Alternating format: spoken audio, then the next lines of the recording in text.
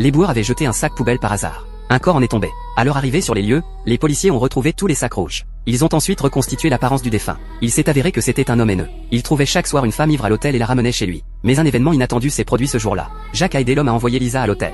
Mais au moment où il s'apprêtait à partir, Lisa a crié. Jacques s'est précipité à l'intérieur. Voyant Lisa allongée sur le lit, Jacques a rapidement renversé l'homme. Puis il s'est retourné et a ramassé le couvercle des toilettes.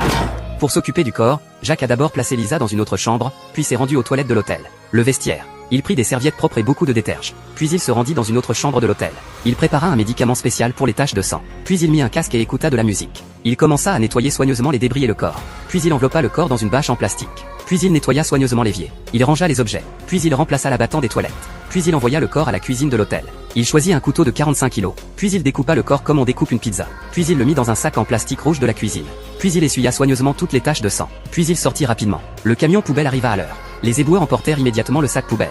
Jusqu'à ce que je voie le camion poubelle emporter le corps. Après la découverte du corps, la police trouva l'hôtel et ferma la chambre du défunt. Tous ceux qui avaient été tués savaient que la police allait vérifier s'il y avait des traces de sang. Mais Jacques n'avait aucune inquiétude à avoir. Son père était un excellent médecin légiste. Mais quelques mois auparavant, Jacques lui avait accidentellement tiré une balle dans le cœur. À son réveil, il apprit la nouvelle. Il comprit d'un coup d'œil que c'était son fils qui avait tué la personne. Mais il craignait que son fils ne soit pas compétent et que la police ne trouve trop d'indices. Il prit donc la fuite en véhicule tout-terrain. Arrivé à l'hôtel, il aperçut son fils. Se faisant passer pour un client, il prit discrètement la clé du serveur et entra dans la chambre du défunt. Chambre. Il commença à inspecter soigneusement toutes les taches de sang dans la pièce. Soudain, la police entra. Alors le père se cacha dans le placard. Après avoir entendu le raisonnement de la police, ils n'ont détecté aucune trace de sang dans la pièce. Cela signifie que le meurtrier s'est délibérément attaqué à la salle de bain. Après l'avoir écouté, le père comprit immédiatement qu'il était un expert. Il se rendit donc immédiatement à l'arrière-cuisine, établie en inox. Sac poubelles ordinaire. C'est ici que Jacques s'est occupé du corps. Puis il mangea un hamburger au restaurant. Attendit que les chefs sortent du travail.